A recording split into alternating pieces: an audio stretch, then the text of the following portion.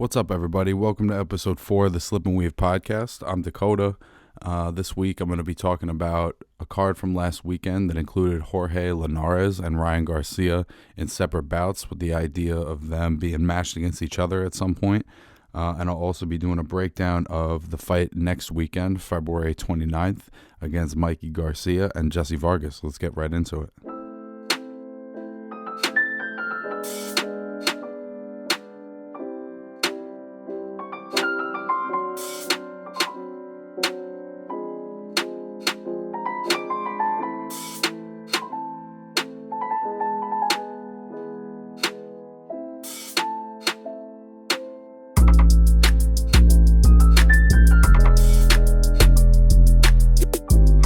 All right, so last weekend there was a card on DAZN promoted by Golden Boy, and there was two fights on the card that there was multiple fights, but there was two fights on the card that really mattered. The first one being between Jorge Linares and Carlos Morales, and then the main event between Ryan Garcia and Francisco Fonseca. So the first fight with Linares, I had read prior to this that. And I had spoke on it last week on last week's podcast that, you know, they were putting this card together with the idea that they were going to try to match Linares and Garcia at some point. So I think in order to do that, they put Linares in with somebody who might be recognizable to Ryan Garcia fans, a guy named Carlos Morales.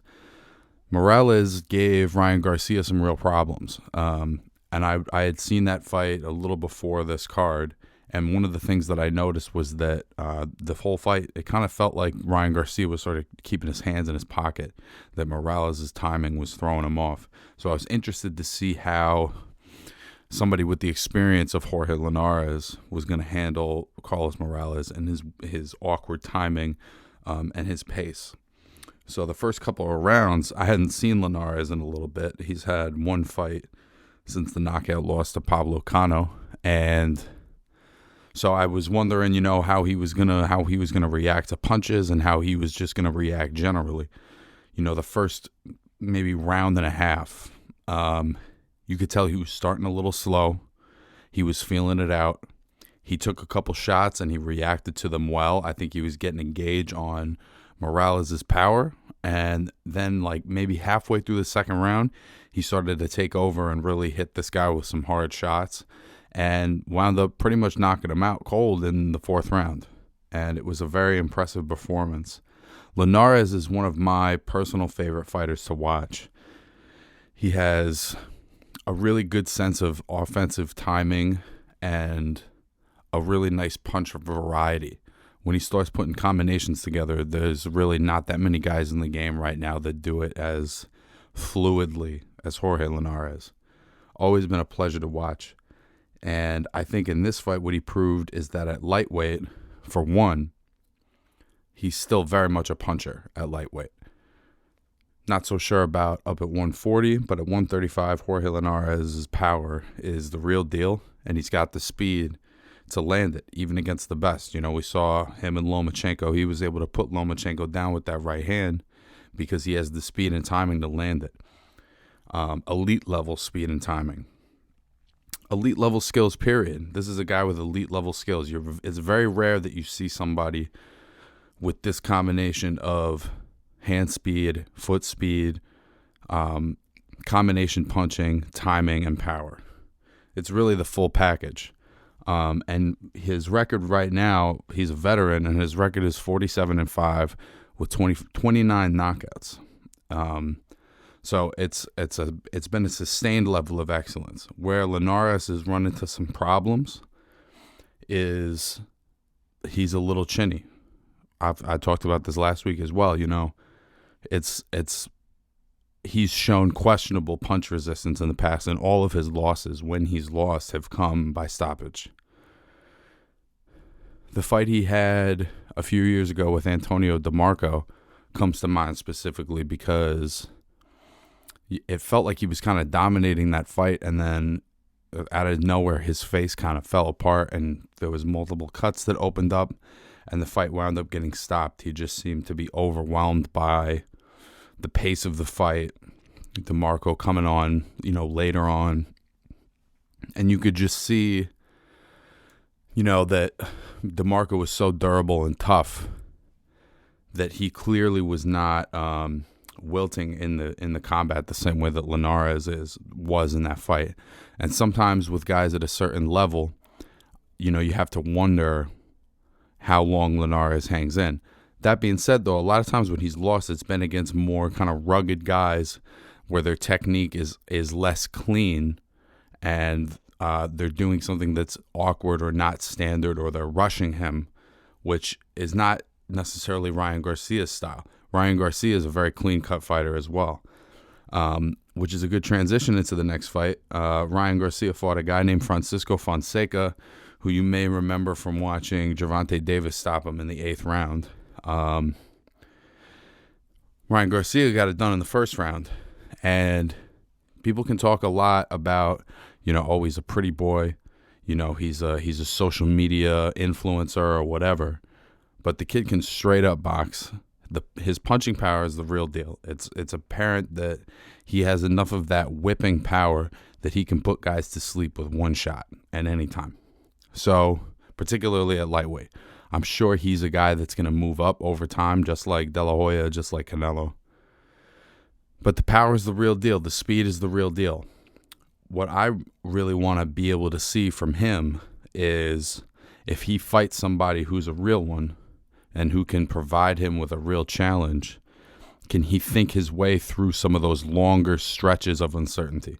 Can he get to round 8 and have the fight be even and figure out, how to separate himself at an elite level? Can he get to round 10 and be down and figure out how to pull out a miracle? Does he have that kind of makeup, that kind of composition to him? And I think that there's potential that Linares could be the perfect opponent to show us that. And I personally think he does. I think he's a real fighter. I think the deeper the water that he gets put into, he's just going to keep rising to the occasion.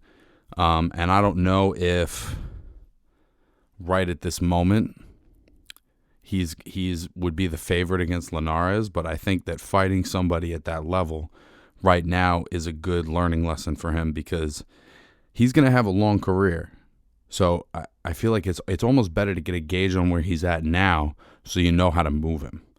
If he fights Linares and you can see that it's maybe a little much for him, maybe you want to ease up and you want to keep building him up for another couple of years and let him really take his time.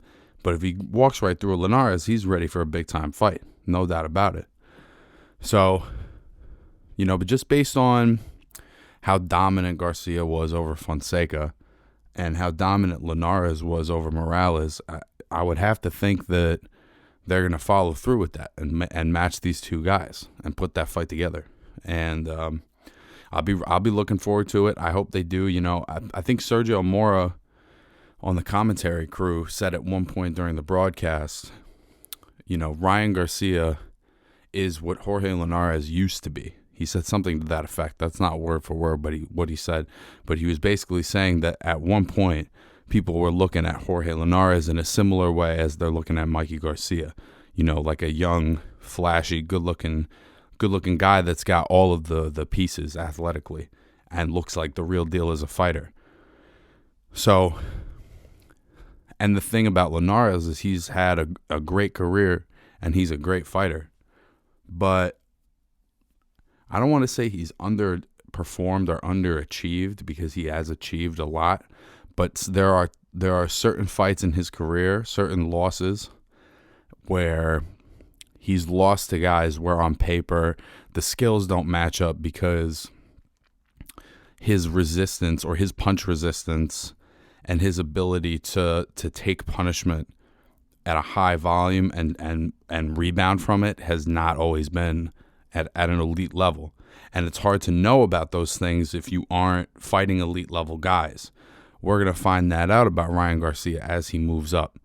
Because sometimes guys have the flash, they have the skill, but they are a little fragile. Guys like Linares, guys like, Amir Khan, guys like maybe even Zab Judah, guys with good speed, good timing, good athletic ability, but their punch resistance is sketchy.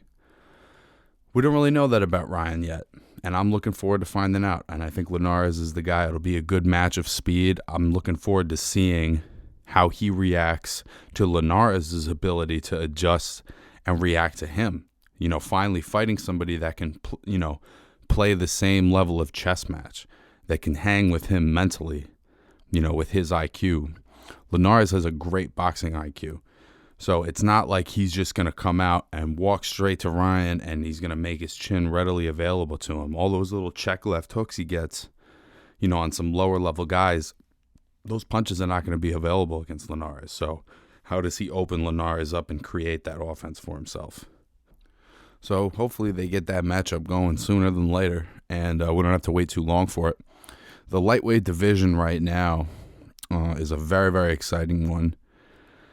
Numbered right up at the top, obviously, you have Lomachenko. He's sort of the king of the lightweight division, and then there's this cluster of young, potentially superstar-type fighters.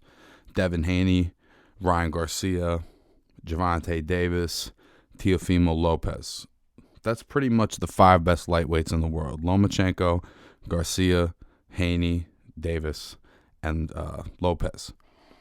It's a really talented group of guys. I'm not sure where they all fit in. A lot of them they're all kind of under 25 or 25 and under, and the level of competition has not been great for any of them, really. Not that they're fighting softies necessarily, but it's hard to know how they match up against each other or against other champions, how they match against their peers when they haven't fought any of their peers. They're all sort of fighting similar level competition, and we're comparing, their performances relative to each other, but we haven't seen them get in the ring with each other. What I've heard is that Lomachenko and Teofimo Lopez are going to be fighting soon. That was the agreement when Lopez fought Richard Comey and knocked him out. So I'm guessing we're going to get to see Lomachenko and Teofimo Lopez. I really like that fight. Hopefully we're going to get to see Linares and Ryan Garcia. And I think that the winner of those 2 fights should be fighting each other. There's no doubt about it. Hopefully we can see Tank Davis and Devin Haney get in the mix soon, but those are 2 really nice matchups in a really stacked weight class that has like 7-8 guys that are worth watching, that are high entertainment value, and it's a nice division, man. It's going to have some years on it too. If these guys can keep making 135, lightweight could be one of the best divisions in boxing for a long time. So yeah, I look forward to these fights, man. I look forward to the lightweight division really having a nice year. So another card that was on this last weekend was a Caleb Plant fight against a guy named Vincent Feigenbutz from Germany, who really had absolutely no chance in this fight at all. Was a much smaller guy. Like you could see when they were in the ring together, they looked like they were in different weight classes. Feigenbutz looked kind of like a junior middleweight, like a big, bulky junior middleweight. His whole frame was just much smaller than Plant's. It was like, he was kind of stocky and muscular, but he was shorter. He wasn't as broad. You could just see it was a whole different size. And Caleb Plant just boxed lessons around this guy, just like I thought. I think just like everybody thought, and wound up getting a 10th round stoppage. And I'm not sure I see what value a fight like that has for Caleb Plant. I don't know if that's his mandatory. That would be pretty lame of whatever belt organization, whatever belt he has. If that's the mandatory for his belt, that's a pretty lame mandatory, because 168 pounds is another division that's got a lot of talent right now. And, him and David Benavidez keep kind of jawing at each other. And it feels like sometimes there's just too much waiting in boxing. Everyone's trying to, all of these promoters are trying to build every title fight into a super fight, mega pay-per-view fight. And if that's not what it is, they're not that interested in putting it together. So if it's just 2 good young fighters who are at the peak of their game, but it's not worth a lot of money, a lot of times the investment doesn't get made to put those fights together, because you know, if there's not something to keep building towards, then all of a sudden that fighter has to sort of figure out a new path. So matching them, it's that you're no longer building a promotion. Now you're saying this is the big fight. So if the numbers on that aren't what you want them to be, I think that's what happens. Is the promoters don't want to put the fight forward before they feel like it's worth the maximum amount of money that they think it's worth. So we wind up waiting. We wind up seeing a lot of champions that have these careers that kind of like meander along sometimes for years at a time. And hopefully for Caleb Plant, it's not too many years, but he's had multiple defenses now against guys that, just aren't at his level. And I hope that PBC matches him with somebody real sooner than later, because I don't have any interest in watching him, beat the crap out of somebody that really couldn't even be a sparring partner. If that was his sparring partner for any fight, it would be not good enough sparring. The guy just wasn't at his level. So PBC has had a tendency, if they're not actively matching titleists, to kind of cherry pick for their guys or give them softer touches to keep them relevant, to keep them in the conversation. I'm not sure how helpful that is. I don't think picking up a loss and learning from that loss is the worst thing in the world, because the last thing you want is these guys to get to a point where they can finally take bigger fights, and then they've either lost some enthusiasm or some skill, even worse. So that's my take on Caleb Plant. I want to see him in with someone real. Next weekend, a week from tomorrow, is a big matchup on DAZN between Mikey Garcia and Jessie Vargas. I love this matchup. This is a great matchup.